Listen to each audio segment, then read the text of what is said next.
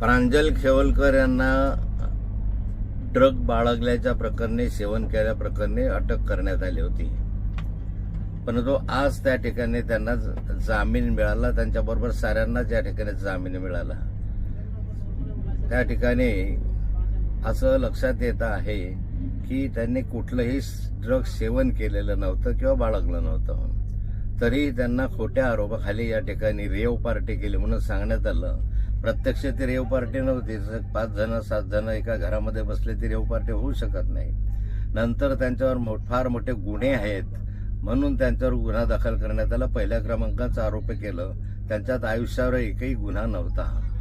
त्यांचे जर हे सगळे किस्से जर पाहिले तर पोलिसांनी किंवा कोणीतरी कोणाच्या तरी सांगल्यावरून हे कृत्य केलेलं दिसत आहे. आणि या ठिकाणी त्यांना या ठिकाणी जे सोडून देण्यात आलेलं आहे त्याच्यामध्ये आणखी न्यायालयामध्ये खटला चालेल. त्या माध्यमातून ते निर्दोष सुटतील असं मला विश्वास आहे. पण महाराष्ट्रामधलं राजकारण कितल्या खालच्या स्तरावर गेलेलं आहे याचं हे उत्तम उदाहरण आहे.